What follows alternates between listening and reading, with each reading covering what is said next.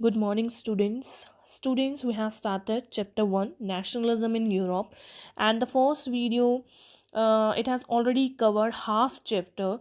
First of all, I think we should recall the chapter. But in this chapter, we are talking about the nationalism and the feeling of nationalism. The actual step it started from France when French Revolution began in 1789, and after 10 years in 1799 Napoleon came and he declared dictatorship there. And in 1815, when the Battle of Waterloo finally fought between the Napoleon and the four parties Russia, Britain, and Austria, finally Napoleon defeated. And I ask a question from you कि 1815 के बाद क्या France में या पूरे के पूरे Europe में क्या मोनार्की आ गई दोबारा या डेमोक्रेसी? तो आंसर था मोनार्की। और बच्चे, मैंने आपको बोला था कि जो मिडिल क्लास लोग हैं उन्होंने दो आइडियाज़ की डिमांड की थी लिबरल नेशनलिज्म की। लिबरल नेशनलिज्म क्या था?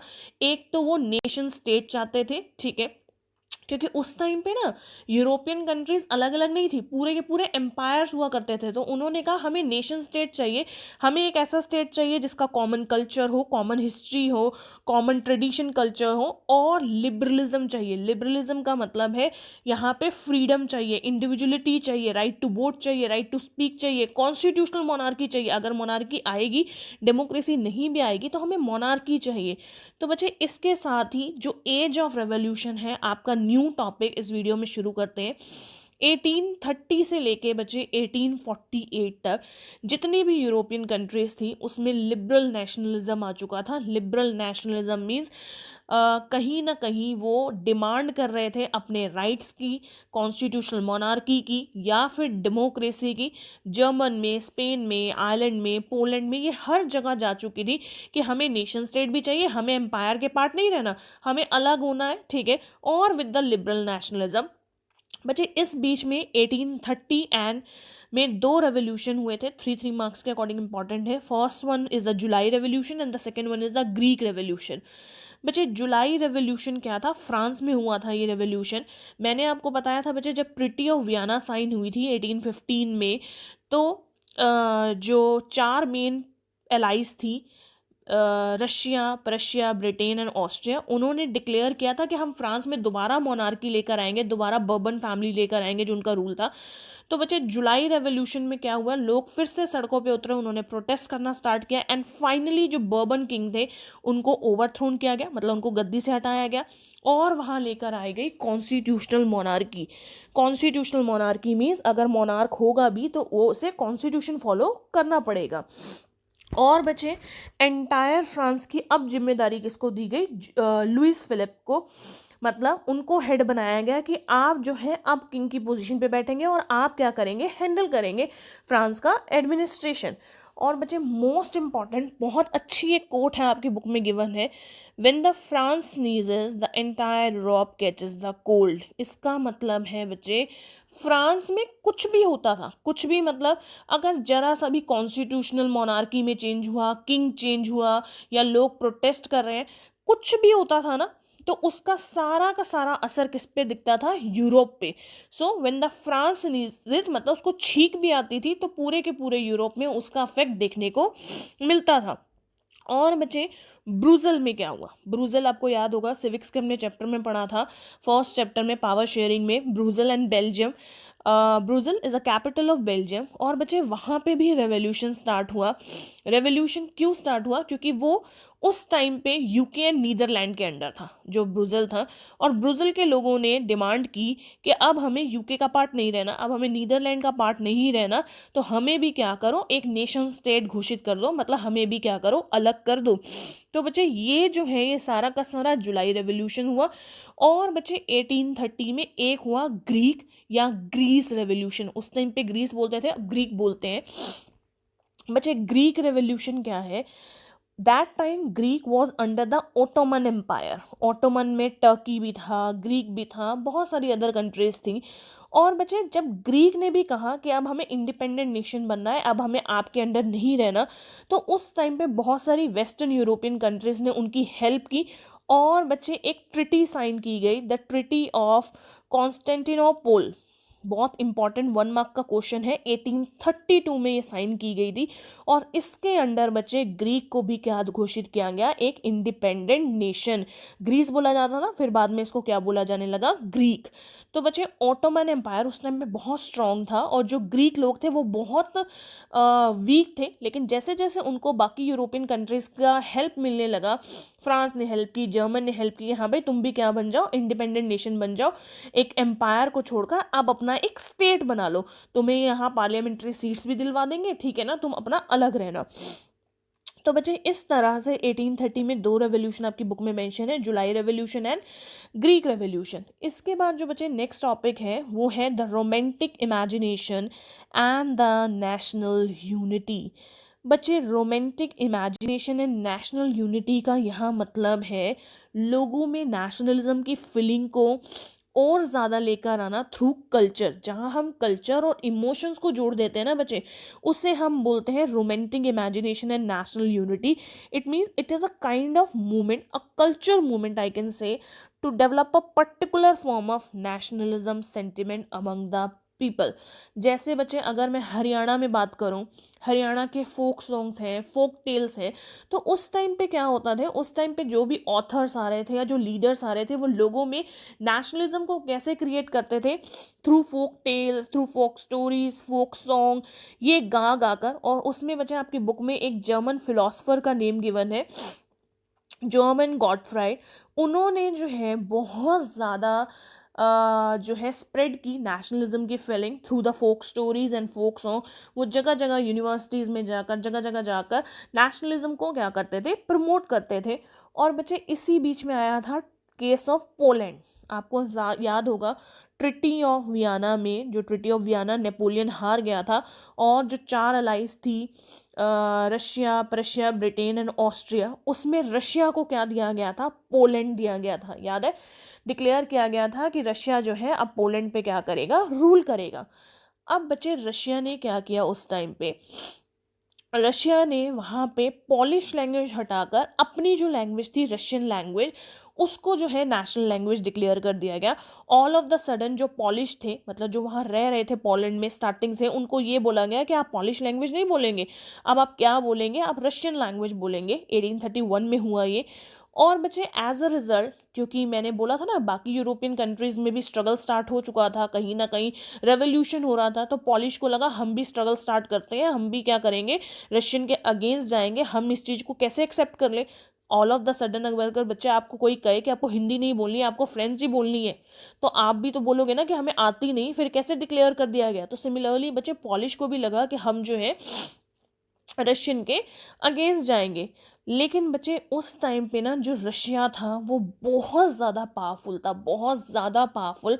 और एज अ रिजल्ट जो पॉलिश थे उन्होंने स्ट्रगल स्टार्ट तो कर दिया, ठीक है, जो पोलैंड में नेटिव्स थे उन्होंने स्ट्रगल स्टार्ट किया, लेकिन वो compete नहीं कर पा रहे थे और वो हार गए। मतलब ये जो सारा का सारा स्ट्रगल था ये अनसक्सेसफुल हुआ, ऐसा कोई नहीं, वॉर नहीं हुआ, लेकिन जो स्ट्रगल भी उन्होंने स्टार्ट किया, प्रोटेस्ट स्टार्ट किया, उसके जो रशियन थे इतनी आर्मी पावरफुल थी कि उन्होंने इस चीज़ को सप्रेस करा।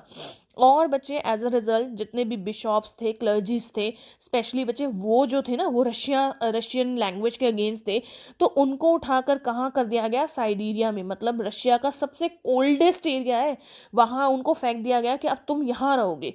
और बच्चे जब ये स्टेप उठाया गया, रशियन गवर्नमेंट ने ये स्टेप उठाया, तो जो बाकी के पॉलिश थे, जो पोलैंड के लोग थे, वो तो डर गए, उन्होंने कहा हमारे साथ भी यही हाल होगा, तो उन्होंने उस रिवोल्ट को वहीं पे क्या कर दिया, एंड कर दिया, या ये कह लो छोड़ दिया प्रोटेस्ट करना, किसके अगेंस्ट, रशिया के अगेंस्ट।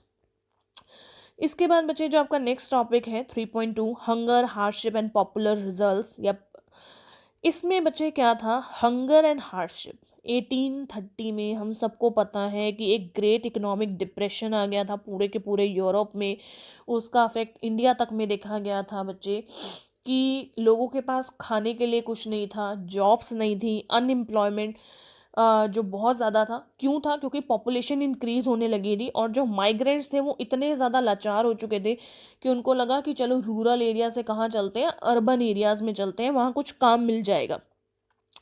1848 तक आते आते फूड शॉर्टेज होने लगी। वुमेन जो थी इतनी लंबी लंबी रॉज में लगती थी, आपने फ्रेंच रेवोल्यूशन में भी पढ़ा होगा बच्चे, बेकरी की शॉप में ब्रेड नहीं थे। तो बच्चे एज अ रिजल्ट मैंने अभी आपको बताया था कि यहाँ पे जब जुलाई रेवोल्यूशन हुआ था तो बर्बन किंग को ओवरथ्रो करके सारा का सारा चार्ज या सारा का सारा एडमिन कंट्रोल किसको दिया गया था? लुइस फिलिपे को। अब बचे हंगर हार्डशिप में जब लोगों ने देखा कि लुई फिलिपे को हमने मोनार्क चुना है, कॉन्स्टिट्यूशनल मोनार्क, और वो तो कुछ कर ही नहीं रहा है, वो कुछ नहीं कर रहा, उससे कंट्रोल नहीं हो रहा, ब्रेड शॉर्टेज भी है, अनएम्प्लॉयमेंट भी है, माइग्रेंट्स भी इतने बढ़ रहे हैं, पॉपुलेशन भी बढ़ रही है, तो ही इज डूइंग नथिंग। तो बच्चे एज अ रिजल्ट उन्होंने लुई फिलिपे को भी क्या हुआ? हटाया, और अपने हाथ में लोगों ने कमांड ली। और इस हाथ में अपने लोगों ने मतलब जो रिच सेक्शन था, जो मिडिल क्लास था, उन्होंने अपने हाथ में कमांड लेते हुए right to vote and right to work declare किए। राइट टू वोट बच्चे मैंने आपको बताया कि सिर्फ जो रिच सेक्शन थे उनके पास होता था उस टाइम पे, एंड राइट टू वर्क मतलब हर एक को क्या मिलेगा? काम करने का अधिकार मिलेगा। इसके बाद बचे 1845 में विवर रेवोल्यूशन हुआ। विवर होते हैं जो हाथ से कपड़ा बुनते हैं, और बच्चे उस टाइम पे जो कॉन्ट्रैक्टर्स होते थे उनको अच्छे से वेजेस नहीं देते थे, तो 4 जून 1845 में उन्होंने भी एक रेवोल्यूशन स्टार्ट किया। और एज अ रिजल्ट बच्चे उन्होंने जो कॉन्ट्रैक्टर जहाँ रहते थे ना उनकी फैमिलीज पे अटैक कर दिया, उनके घरों पे अटैक किया, और वो वहाँ से भागे। और जब पुलिस इन्वॉल्व हुई या जो मोनार्क का सिस्टम इन्वॉल्व हुआ, एज अ रिजल्ट 11 वेवर्स भी क्या हुए? मारे गए, और रिवोल्ट ये भी खत्म हो गया। अब बच्चे अब आप देखोगे 1830 में जुलाई रेवोल्यूशन हुआ, ठीक है, उसका ओवरऑल रिजल्ट क्या निकला? सिर्फ जो ब्रुजेल है उसको यूके एंड नीदरलैंड से अलग कर दिया गया, उसको एक नेशन स्टेट बना दिया गया, और जो फिलिपिन था उसने कुछ नहीं किया। फिर 1830 में ग्रीक रेवोल्यूशन हुआ, और बचे यहाँ पे ग्रीक को एज अ इंडिपेंडेंट नेशन घोषित कर दिया गया। इसके बाद फिर बचे यहाँ पे जब पॉलिश ने रशिया के अगेंस्ट रिवोल्ट किया, वो भी अनसक्सेसफुल था। देन यहाँ पे बचे वेवर रेवोल्यूशन भी सक्सेसफुल हुआ, लेकिन 11 वेवर्स भी क्या हुए? डाइड। इसका मतलब मैं ओवरऑल कह सकती हूँ कि पूरे के पूरे यूरोप में रिवोल्ट्स हो रहे थे, कुछ सक्सेसफुल थे, कुछ अनसक्सेसफुल थे, लेकिन कहीं ना कहीं इंडिपेंडेंट नेशन जो हमने डिमांड की थी ना, नेशन स्टेट की, मैंने आपको फर्स्ट वीडियो में बताया हुआ है, वो कहीं ना कहीं बनना स्टार्ट हो गए थे। और आगे जाकर बच्चे अब हम चैप्टर में पढ़ेंगे कि जर्मनी और इटली भी क्या हुए? इंडिपेंडेंट नेशन बने। The revolt of liberals. Liberals क्या थे? जो फ्रीडम मांग रहे थे, जो मोनार्की के फेवर में नहीं थे। हाँ, कहीं ना कहीं वो कॉन्स्टिट्यूशनल मोनार्की के फेवर में थे, लेकिन वो ऑटोक्रेटिक रूल के फेवर में नहीं थे।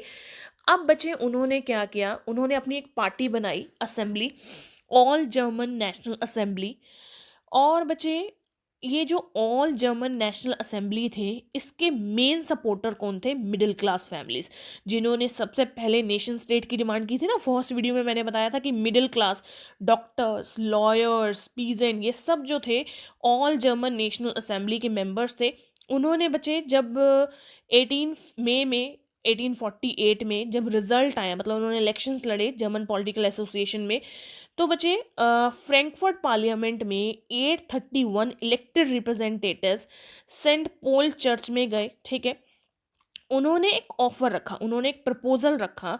फ्रेडरिक विलियम फोर्थ उस टाइम पे प्रशिया के किंग थे, मतलब यूरोप को पूरा का पूरा वो संभाल रहे थे। उन्होंने उनके आगे एक प्रपोजल रखा कि हाँ भाई, अब तो हमारी मेजॉरिटी ज़्यादा है। मेजॉरिटी मतलब ये जो ऑल जर्मन नेशनल असेंबली के मेंबर्स हैं उसमें मिडिल क्लास भी हैं, उसमें पीजेंट्स भी हैं, और हम 831 इलेक्टेड रिप्रेजेंटेटिव हैं, कहीं ना कहीं हमारे पास सीट ज़्यादा है। तो आप अब हमारी एक प्रपोजल मानिए, क्या? कॉन्स्टिट्यूशनल मोनार्की एक्सेप्ट करके आप मोनार्क हो, कोई बात नहीं, आप रहो, हम आपको हटा नहीं रहे हैं, लेकिन आप क्या करेंगे? आप कॉन्स्टिट्यूशन फॉलो करेंगे। लेकिन जब बच्चे फ्रेडरिक विलियम फोर्थ को ये बात पता लगी, उनके आगे प्रपोजल आया, उन्होंने रिजेक्ट कर दिया। उन्होंने कहा मैं क्यों कॉन्स्टिट्यूशन फॉलो करूंगा, मैं नहीं करूंगा ये चीज़। और बच्चे कहीं ना कहीं मैंने आपको बताया ना कि मिडिल क्लास लोग जो थे डोमिनेट कर रहे थे उस टाइम पे पार्लियामेंट को। अब बच्चे ट्विस्ट एंड टर्न कहाँ आए? देखो, फ्रेडरिक विलियम फोर्थ और किंग ऑफ पर्शिया, उसने तो प्रपोजल मना कर दिया कि भाई मैं नहीं एक्सेप्ट करूंगा कॉन्स्टिट्यूशनल मोनार्की। लेकिन जो ये असेंबली थे उसमें मिडिल क्लास लोग भी थे, ठीक है, लॉयर्स भी थे, डॉक्टर्स भी थे, रिच पीजेंट भी थे, लेकिन जो पुअर पीजेंट थे, जो नॉर्मल पीजेंट थे, वो भी थे, मतलब उनका भी सपोर्ट था। लेकिन आगे जाकर ये जो पीजेंट थे उन्होंने अपना सपोर्ट देना बंद कर दिया इस ऑल जर्मन नेशनल असेंबली को, क्योंकि पीजेंट को कहीं ना कहीं लगा कि जो मिडिल क्लास लोग हैं वो हमारे बारे में नहीं सोच रहे हैं, वो सिर्फ अपने बारे में सोच रहे हैं। सो कहीं ना कहीं ये बात फैक्ट भी थी कि मिडिल क्लास लोगों ने पुअर पीजेंट की स्पेशली डिमांड्स को इग्नोर किया, और एज अ रिजल्ट बच्चे पीजेंट्स ने क्या किया कि हम इस पार्टी को सपोर्ट नहीं करेंगे, और इसी का फायदा उठा दिया फिर किसने, मोनार्क ने। मोनार्क जो सब एक होकर मोनार्क के अगेंस्ट लड़ रहे थे, अब मोनार्की को पता लग गया कि भाई ये तो आपस में ही क्या हो रहे हैं, लड़ रहे हैं। मिडिल क्लास लोगों को पुअर पीजेंट्स का सपोर्ट नहीं मिल रहा, जहां पार्लियामेंट में 831 इलेक्टेड रिप्रेजेंटेटिव थे, अब वो सीटें जीत के हैं, लेकिन वो अब अपना सपोर्ट क्या कर रहे हैं, वो वापस ले रहे हैं। तो बच्चे एज अ रिजल्ट फिर ट्रूप्स की एंट्री हुई, सोल्जर्स की एंट्री हुई, और दोबारा से क्या आ गई, मोनार्की आ गई। 1848 तक आते आते फिर ऑटोक्रेटिक रूल था, मोनार्की जर्मन में दोबारा से आई, and as a result serfdom remove, Hungary 1867 autonomy. अब बच्चे एक चीज अच्छी हुई क्या, क्योंकि किंग के ना दिमाग में एक चीज सेट हो गई थी कि हम कॉन्स्टिट्यूशनल मोनार्की एक्सेप्ट नहीं करेंगे, लेकिन हम लोगों को ना और दबा नहीं सकते, क्योंकि लोगों को अगर हम और दबाएंगे तो फिर से वो क्या करेंगे, हमारे अगेंस्ट रिवोल्ट स्टार्ट करेंगे। तो बच्चे एज अ रिजल्ट उन्होंने क्या किया, स्लेवरी जो बंधुआ मजदूरी थी वो हटा दी, और हंगरी को भी क्या दे दी, 1867 में एक इंडिपेंडेंट नेशन बना दिया कि हाँ भाई आप क्या है, आप ऑटोनॉमी ले लीजिए, आप अपने आप रूल कीजिए, अपने अकॉर्डिंग अपनी एडमिनिस्ट्रेशन चलाइए। तो देखो बच्चे किंग भी अब क्लेवर हो गए थे, उनको था ना कि लोगों को और नहीं हम जो है दबा सकते, तो उन्होंने भी थोड़ा सा अपने जो एडमिनिस्ट्रेशन था या अपने काम में थोड़ा सा चेंज लेकर आए वो। इसके बाद बच्चे the making of German and Italy. अब जर्मनी कैसे बना और इटली कैसे बना, मैंने आपको बच्चे बताया था कि जो जर्मनी है, ठीक है, अब आप सबसे पहले मेन चीज़ मैं आपको बता रही हूँ। आप सोच रहे होगे बच्चे जर्मनी, प्रशिया ये सब क्या है, कभी मैं बोलती हूँ जर्मनी, कभी बोलती हूँ प्रशिया, तो बच्चे उस टाइम पे ये सब एक ही थे, ये कोई अलग अलग इंडिपेंडेंट नेशन नहीं बना था। आज प्रशिया अलग है ना, आज जर्मनी अलग है, लेकिन उस टाइम पे जर्मनी, प्रशिया ये सब एक ही थे। और इस चैप्टर में हम यही तो पढ़ रहे हैं कि सबने क्या कहा कि हमें इंडिपेंडेंट नेशन चाहिए, हमें नेशन स्टेट, हमें अलग करो। तो बच्चे यहाँ पे अब आपको बता दूं कि इस टाइम पे जब हमने रिवोल्ट ऑफ लिबरल्स पढ़ा, Frederick William fourth king of Persia वो जर्मनी को भी रूल कर रहे थे उस टाइम पे, क्योंकि Persia was a part of Germany. अब बचे मिडिल क्लास लोग, चुप रहने वाले नहीं थे, उनको मोनार्की नहीं चाहिए थी, उनको कॉन्स्टिट्यूशनल मोनार्की तो फिर भी चाहिए थी, लेकिन उनको मोनार्की नहीं चाहिए थी, ऑटोक्रेटिक रूल नहीं चाहिए था। तो उन्होंने बच्चे पर्शिया के जो जंकर्स थे, जो अमीर लोग थे, जो लीडर्स थे, उनका सपोर्ट लिया, और इसमें मेन सपोर्टर बने ऑटोमन बिस्मार्क। उन्होंने कहा मैं आर्किटेक्ट बन जाता हूँ, मतलब मैं हेल्प करूंगा कि जर्मन जो है एक इंडिपेंडेंट नेशन कैसे घोषित होगा। अब बच्चे वॉर स्टार्ट हुए, लगातार 3 वॉर हुए, ठीक है, 7 ईयर्स तक चले। जर्मनी जर्मनी जिसकी पर्शिया हेल्प कर रहा था, तो आर्मी ऑफ पर्शिया एक तरफ, ब्यूरोक्रेसी एक तरफ, ब्यूरोक्रेसी का मतलब है जो मिडिल क्लास लोग थे, ऑनर्स थे, जंकर्स थे, वो सब एक साइड। किसके अगेंस्ट लड़े, ऑस्ट्रिया के अगेंस्ट भी लड़े, ठीक है, डेनमार्क के अगेंस्ट लड़े, फ्रांस के अगेंस्ट लड़े, 3 वॉर हुए 7 ईयर्स में। और बच्चे एज अ फाइनल रिजल्ट जनवरी 1871 में पर्शिया जीत गया, मतलब जर्मनी जीत गया, ठीक है ना, and William one became the king of German, और विलियम वन जो है न्यू किंग बने जर्मन के। अब आप पूछोगे फिर से आ गई मोनार्की, ऑफ कोर्स बच्चे मोनार्की तो आई, लेकिन जो है ऑटोक्रेटिक रूल नहीं आया ना, कॉन्स्टिट्यूशनल मोनार्की आई, Germany as a independent nation घोषित हो गया। अब जो है जर्मनी अलग हो गया, अब वो एम्पायर का पार्ट नहीं रहा, वो एक इंडिपेंडेंट स्टेट बन गया वहाँ उस टाइम पे। और जो विलियम वन थे वो कॉन्स्टिट्यूशनल मोनार्की के अंडर वहाँ हेड बने, उन्होंने करेंसी, बैंकिंग सिस्टम और जुडिशियल सिस्टम वो सब कुछ इम्प्रूव किया। जनवरी 1871 में आपकी बुक में एक मैप गिवन है, अगर आप उस मैप को भी अच्छे से देखेंगे तो बिल्कुल ये जो यूनिफिकेशन है जर्मनी का वो आपको क्लियर होगा। इसके बाद है बच्चे इटली का यूनिफिकेशन। अब इटली की स्टोरी पढ़ते हैं। इटली में बच्चे मैंने आपको मैजिनी का नेम बताया था लास्ट प्रीवियस वीडियो में, कि मैज़नी ने 1830 में सीक्रेट सोसाइटीज़ बनाने लगे थे। और सीक्रेट सोसाइटीज़ क्या होती हैं, जहाँ चुपचाप कर काम किया जाता है, क्योंकि सेंसरशिप आ गई थी ना, तो इस वजह से उन्होंने सीक्रेट सोसाइटी बनाई थी यंग इटली, लेकिन वो फेल हो गई थी। अब पहले बच्चे इटली की बात करते हैं। इटली, अगर मैं 19th सेंचुरी की बात करूं, it was divided into 7 states. 7 states में डिवाइड था इटली, लेकिन उसमें से सिर्फ एक रीजन था, सिर्फ एक स्टेट था जहां इटालियन रूलर थे। बाकी जितने भी 6 स्टेट्स थे वहाँ इटालियन रूलर रूल नहीं करते थे।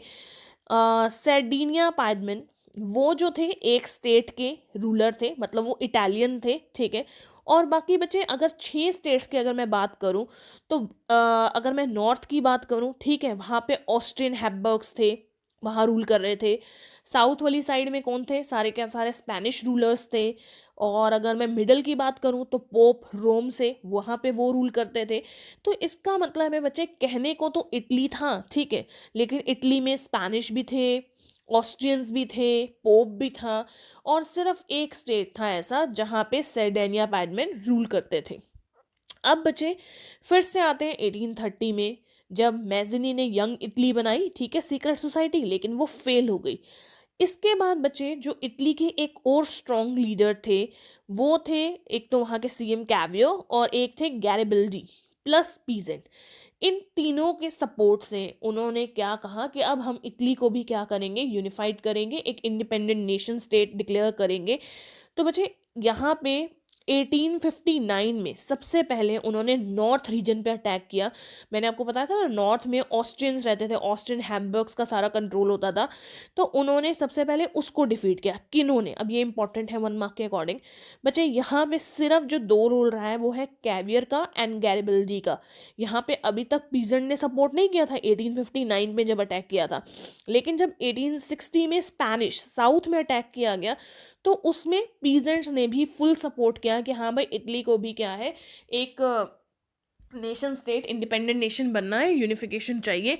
तो उन्होंने फिर से स्पेनिश पे डिफीट किया, मतलब स्पेन को भी हरा दिया। और बच्चे एज अ रिजल्ट 1861 में Victor Emmanuel to Victor Emmanuel II, he became the final ruler, और I can say the monarch of Italy, and Italy को भी क्या घोषित किया गया, इंडिपेंडेंट नेशन। बच्चे मैं आपको बता दूं कि जो इटली था ना, उस टाइम पे बहुत इलिटरेट लोग थे वहाँ पे, बहुत ज़्यादा। ये जो विक्टर इमानुअल टू, जब भी वो इटली का नाम लेते थे कि हाँ भाई, इटली की डेवलपमेंट करनी है, या इटली में ये करना है या वो करना है, तो वहाँ के लोग इतने अनपढ़ थे कि उनको लगता था, क्योंकि वो ला इटालिया बोलते थे ना, तो वो कहते थे शायद इनकी वाइफ का नेम है या इनके किसी रिश्तेदार का नेम है। लेकिन धीरे धीरे जब विक्टर इमानुअल को वहाँ का किंग, वहाँ का मोनार्क बनाया गया, तो उन्होंने इटली में जाकर बहुत ज़्यादा डेवलपमेंट की। इसके बाद बचे फिर है, sorry, the case of Britain, ठीक है, 4.3, द केस ऑफ ब्रिटेन। अब ब्रिटेन का क्या केस था, मतलब ब्रिटिशर्स का, जो हमारे यहाँ पे भी बहुत टाइम रूल करके गए। तो बच्चे अगर मैं बात करूँ ब्रिटेन की, 18th ऑफ सेंचुरी तक कोई भी ब्रिटिश एम्पायर नहीं था। 1688 में 1688 में जो इंग्लिश पार्लियामेंट बनी थी, उन्होंने वहाँ के मोनार्की को, वहाँ के पावर्स को छीना था। और एज अ रिजल्ट 1688 में इंग्लिश पार्लियामेंट बनी थी, मतलब पहले कह लो 1688 से पहले वहाँ पे इंग्लिश लोग भी थे, स्कॉट पीपल भी थे, आयरिश पीपल भी थे, वेल्श पीपल भी थे, बहुत ज़्यादा डाइवर्सिटी थी। लेकिन 1688 में आकर जो कुछ ब्रिटिशर्स थे, उन्होंने क्या किया, मोनार्की पे कब्जा करने लगा, मतलब मोनार्क को हटाया, और उन्होंने as a result English parliament खोल लिया, बनाया, सॉरी, खोल नहीं लिया, बनाया। और बच्चे अपनी अपनी सीटें लेकर वो बैठे। अब बच्चे एज अ रिजल्ट उन्होंने इंग्लैंड को क्या बनाया, नेशन स्टेट बनाया इंग्लैंड को। अब बच्चे क्वेश्चन ये उठता है कि इंग्लैंड नेशन स्टेट बना कैसे, क्योंकि इंग्लैंड के साथ साथ जो उनकी बाउंड्रीज थी, उसमें स्कॉटलैंड भी जुड़ता था, वहाँ पे आयरलैंड भी जुड़ता था। तो अब जब इंग्लैंड नेशन स्टेट बन गया ना बच्चे, 1688 में आकर उन्होंने इंग्लिश पार्लियामेंट बना दिया, और अपनी सीटें जो हैं कहीं ना कहीं वो लेकर मोनार्की को हटा दिया उन्होंने। अब बच्चे क्वेश्चन ये था कि स्कॉटलैंड एंड आयरलैंड को अपने अंदर कैसे मिलाया जाए, क्योंकि ब्रिटिश की नज़र थी स्कॉटलैंड पे भी और आयरलैंड पे भी। तो अगर बच्चे मैं स्कॉटलैंड की बात करूं तो उन्होंने एक्ट ऑफ यूनियन 1707, जिसे बोलते हैं UK of Great Britain, Scotland को अपना पार्ट बनाया था। और बच्चे कैसे बनाया था मैं आपको बताऊं। पहले उन्होंने बच्चे स्कॉटलैंड को ना अपने कॉन्फिडेंस में लिया। अपने कॉन्फिडेंस में मतलब वहाँ के लोगों, जो वहाँ के लीडर्स थे, उनको बोला कि नहीं नहीं, आप इंग्लैंड का पार्ट बन जाइए, आप यूके का पार्ट बन जाइए। उसके बाद हम आपको श्योरिटी देते हैं कि हाँ भाई, हम पार्लियामेंट में आपको सीट्स भी देंगे, आप जीतोगे भी जाके इलेक्शन में। उन्होंने, स्कॉटलैंड ने अपनी मर्जी से एक्ट ऑफ यूनियन 1707, 1 मार्क का मोस्ट इंपॉर्टेंट क्वेश्चन है यहाँ पे, उन्होंने साइन किया। ठीक। लेकिन बच्चे इसके बाद क्या था, जब वो as a UK of Great Britain बन गया, मतलब ग्रेट ब्रिटेन का पार्ट बन गया, तो जब उसको रियलाइज हुआ कि मैं ये क्या कर बैठा हूँ, क्योंकि यहाँ पे मेजोरिटी किसकी है, मेजोरिटी तो किसकी है, ब्रिटिशर्स की है। पार्लियामेंट में हमें कितनी सीटें दी गई हैं, बिल्कुल कम सीटें दी गई हैं। मेजोरिटी में सीटें तो किसके पास है, मेनली ब्रिटेन वालों के पास है। तो स्कॉटलैंड को बहुत पछतावा हुआ कि मैं ये गलत स्टेप ले आया हूँ। मैं एज अ इंडिपेंडेंट नेशन बन सकता था, लेकिन मैंने इनके साथ क्या कर लिया, जो है एक्ट ऑफ यूनियन 1707 क्या किया, साइन कर लिया। और बच्चे आयरलैंड को इन्होंने अपने साथ कैसे मिलाया। आयरलैंड में ना कैथलिक एंड प्रोटेस्टेंट लोग थे, जैसे यहाँ हिंदू मुस्लिम है ना, उनके बीच में झगड़ा चलता रहता है। सिमिलरली बच्चे वहाँ पे जो रिलीजन थे कैथलिक एंड प्रोटेस्टेंट, उनके बीच में झगड़ा होता था। और उसी बात का फायदा, इंडिया में भी डिवाइड एंड रूल की पॉलिसी अडॉप्ट की, वहाँ पे भी डिवाइड एंड रूल की पॉलिसी अडॉप्ट की। जो प्रोटेस्टेंट्स थे उनका सपोर्ट करने लगा इंग्लैंड कि हाँ भाई, हम तुम्हारे साथ हैं, हम तुम्हारे साथ हैं। और बच्चे कैथलिक एंड प्रोटेस्टेंट्स के बीच में डिस्प्यूट्स, वॉर बढ़ने लगे। एंड फाइनली 1801 में आयरलैंड को फोर्सफुली इंग्लैंड के साथ मर्ज होने लगा। और फिर ये भी क्या बन गया, यूके ऑफ ग्रेट ब्रिटेन। मतलब आयरलैंड वाला चाहते नहीं थे, लेकिन क्योंकि प्रोटेस्टेंट्स किसका साथ दे रहे थे, इंग्लैंड का, ये कह लो इंग्लैंड वाले किसको सपोर्ट कर रहे थे, प्रोटेस्टेंट्स का। तो उन्होंने भी कहा कि हम अपनी मर्जी से कहाँ जाएंगे, हम ग्रेट ब्रिटेन का पार्ट बन जाएंगे। तो बच्चे ओवरऑल इनकी जो यूनिफिकेशन हुई है वो ऐसे हुई है कि 1688 से पहले वो इतने पावरफुल नहीं थे, लेकिन वो धीरे धीरे पावरफुल होने लगे, मोनार्क पे हावी होने लगे। फिर स्कॉटलैंड एंड आयरलैंड को भी उन्होंने अपने अंदर सीज किया। इसके बाद बच्चे नेक्स्ट टॉपिक है visualising the nation, and the last topic है नेशनलिज्म एंड इंपीरियलिज्म। पहले पढ़ते हैं विजुअलाइजिंग द नेशन।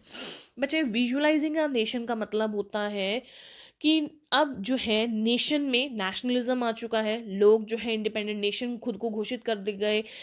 अब बचे मेन आता है एलोग्री। 1 मार्क का क्वेश्चन आपका मोस्ट इंपॉर्टेंट है। अगर आपने बच्चे कभी भी आईफा अवार्ड्स देखे होंगे तो जो ट्रॉफी होती है ना, वो हमेशा फीमेल फिगर है। जैसे भारत माता भी है, तो भारत माता ही क्यों बोला गया। अगर आपने जुडिशरी में देखा होगा अंधा कानून, वो भी एक लेडी है कि जो अपने आंखों में एक पट्टी लगाकर बैठे हैं। तो बच्चे इस वजह से फीमेल फिगर्स जो है हमेशा कंपेयर होता है। नेशनलिज्म की जब बात आती है, एलोगरी की बात होती है, तो हम हमेशा फीमेल फिगर्स को आगे करते हैं, क्योंकि फीमेल फिगर्स जो है, एलोगरी जो है, वो जस्टिस को कहीं ना कहीं शो करती हैं। जस्टिस जिसे रेड कैप से हम जो है दर्शा सकते हैं। बच्चे पर्सोनिफिकेशन क्या होता है, आपकी इंग्लिश में ना कई बार आता होगा पर्सोनिफिकेशन। पर्सोनिफिकेशन का मतलब होता है जब हम नॉन लिविंग थिंग्स को कहीं ना कहीं ह्यूमन बींग से जो है नॉन लिविंग थिंग्स होती हैं, लेकिन उसमें हम ऐसा जज करते हैं कि वो लिविंग है। जैसे मून, फिर चांद, चांद की सुंदरता, हम इस चीज़ को करने लगते हैं। तो बच्चे उस टाइम पे visualising the nation, I know थोड़ा सा है ये टॉपिक कि बच्चों को इतना ईजिली नहीं क्लियर होता, लेकिन बच्चे सिंपल इसमें क्या है, आपको सिर्फ 1 मार्क के 2 क्वेश्चन कवर करने हैं एलोग्रीज के। फ्रांस एंड जर्मन की एलोग्री, जर्मेनिया जर्मन की एलोग्री, एंड मैरियन फ्रांस की एलोग्री। जैसे भारत माता इंडिया की एलोग्री है, एलोग्री मतलब नेशनलिज्म को वो शो करती है कि हाँ भाई, लोगों में इतनी फीलिंग जो आई है, भारत माता की जय। जब इंडिया इंडिपेंडेंट हुआ तो हमने क्या नारे लगाए थे, भारत माता की जय, भारत माता की जय। तो सिमिलरली बच्चे जर्मन में जर्मेनिया एलोग्री एंड फ्रांस में मैरीन। अब बचे जो लास्ट टॉपिक है नेशनलिज्म एंड इंपीरियलिज्म, इसके ऊपर मैं एक छोटी सी वीडियो बनाऊंगी, क्योंकि बाल्कन रीजन, रोमानिया, ग्रीस, ये भी मोस्ट इंपॉर्टेंट टॉपिक है, लास्ट टॉपिक है। सो विद दिस हमारा चैप्टर जो है फाइनली ख़त्म हुआ। बच्चे बहुत इजी चैप्टर है, नो डाउट लेंदी है, लेकिन जब आप इसे पढ़ेंगे बुक में तो अब आपको समझ आने लगेगा। सिर्फ एक टॉपिक रह गया है हमारा, वो है नेशनलिज्म एंड इम्पीरियलिज्म। नेशनलिज्म का मीनिंग आपको पता है, सिर्फ इम्पीरियलिज्म एंड बाल्कन रीजन के बारे में 5 मिनट का एक टॉपिक और रह गया है, वो बच्चे मैं आपको